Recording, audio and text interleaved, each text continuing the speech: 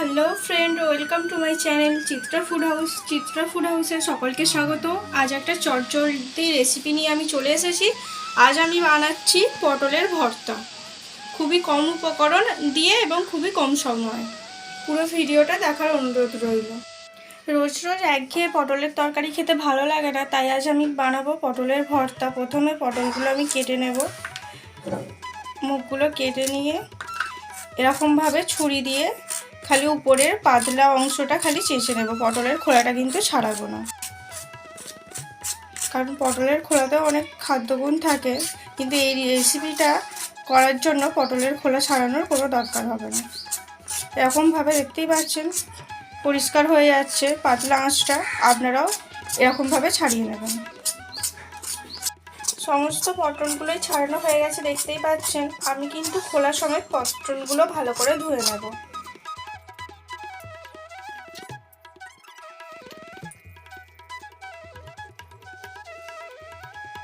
সমস্ত পটলগুলো ভালোভাবে ধোয়া হয়ে গেছে, এবার আমি এগুলো কেটে নেব।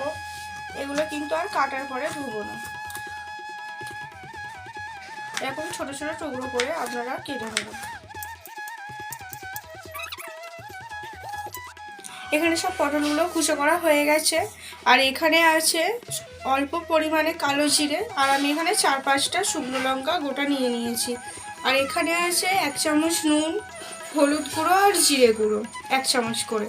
আর এখানে আমি রসুন কুচি নিয়ে নিয়েছি। এখানে 3-4টে কাঁচা লঙ্কা একদম মিহি করে কুচিয়ে নিয়েছি।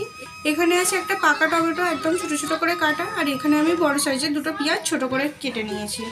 আর দেরি না করে চলুন ভিডিওটা শুরু করে দেওয়া যাক।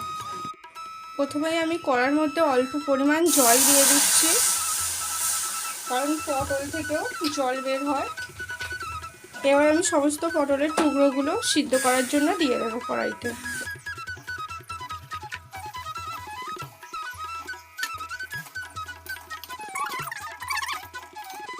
এখানে দেখতেই পাচ্ছেন পটলগুলো ভালোভাবে সিদ্ধ হয়ে গেছে, আর কড়ার মধ্যে কিন্তু জলও নেই। আপনারাও এরকমভাবে সিদ্ধ করে নেবেন। এবার আমি গ্যাসটা বন্ধ করে দেবো, বন্ধ করে এটা নামিয়ে নেব। এবার আমি এই পটলের টুকরোগুলো মিক্সির জারের মধ্যে দিয়ে দেব, দিয়ে পেস্ট করে নেব, কিন্তু এতে আপনারা একটুকু জল ব্যবহার করবেন না। পটলটা সম্পূর্ণভাবে মিহি পেস্ট হয়ে গেছে। এবার আমি এটা একটা বাটির মধ্যে ঢেলে রাখবো।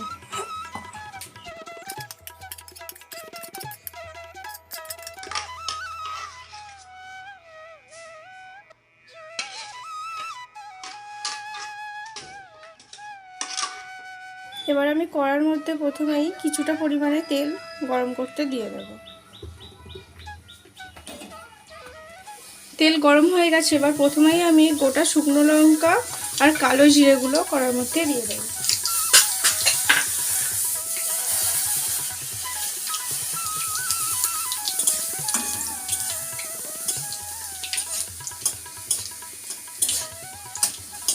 ভালো করে লঙ্কাগুলো ভেজে নিতে হবে।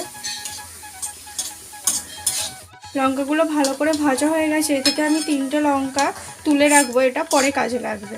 আর এই একটা লঙ্কা আমি মাঝখান থেকে কেটে দেবো। এবার আমি এই তেলের মধ্যেই প্রথমেই কষানো পেঁয়াজগুলো দিয়ে দেবো।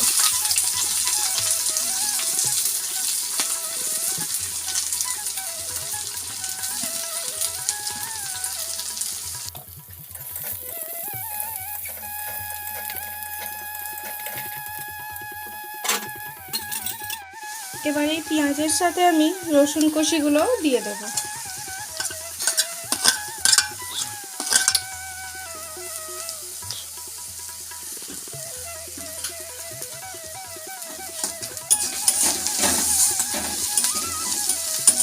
দিয়ে এগুলো ভালো করে ভেজে নিতে হবে।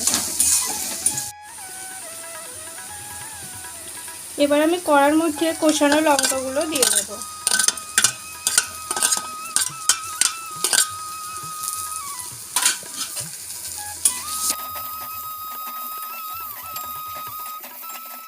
দেখতেই পাচ্ছেন পেঁয়াজটার কালার কিন্তু চেঞ্জ হয়ে গেছে, ভাজা হয়েই এসেছে। এবার আমি কড়ার মধ্যে টমেটো কুচিগুলো দিয়ে দেব।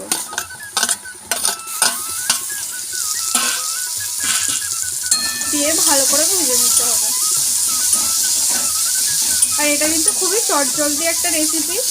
সবসময় তরকারি আমাদের ভালো লাগে না, তো বাড়িতে এটা আপনারা করে খেতেও পারবেন এবং বাড়িতে অতিথি হলেও করে খাওয়াতে পারবেন।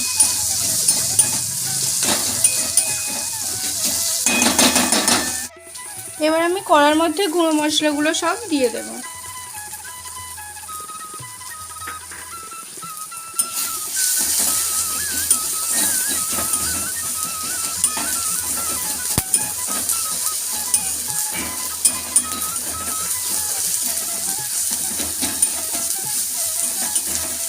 এবার আমি বেটে রাখা পটলের পেস্ট কড়ার মধ্যে দিয়ে দেব।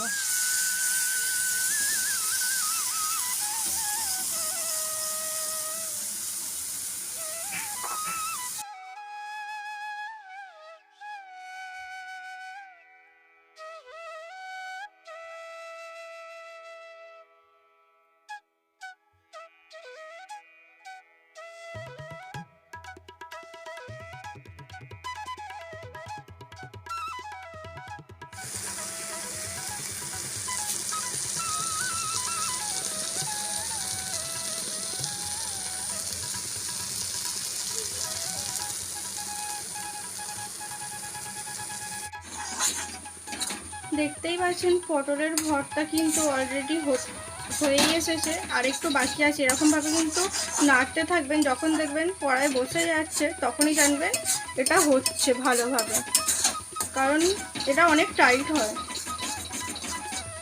আপনারা কিন্তু নাড়তে থাকবেন।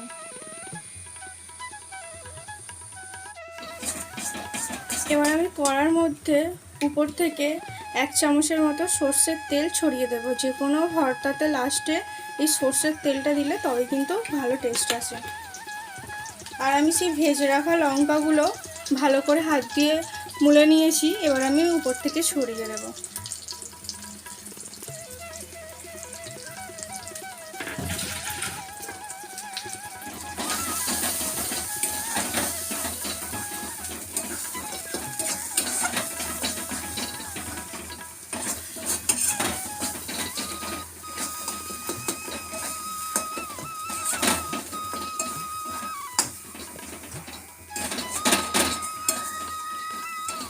আমার পটলের ভর্তা একদম রেডি হয়ে গেছে। দেখতেই পাচ্ছেন কত সুন্দর দেখতে লাগছে এবং কালারটাও খুব সুন্দর এসেছে। খেতেও কিন্তু দারুণ টেস্ট। আপনারা অবশ্যই একবার বাড়িতে বানিয়ে খেয়ে দেখবেন এবং কেমন লাগলো কমেন্ট করে জানাতে ভুলবেন না। এবং ভালো লাগলে সাবস্ক্রাইব করে দেবেন চ্যানেলটিকে এরকম নতুন নতুন ভিডিও দেখার জন্য।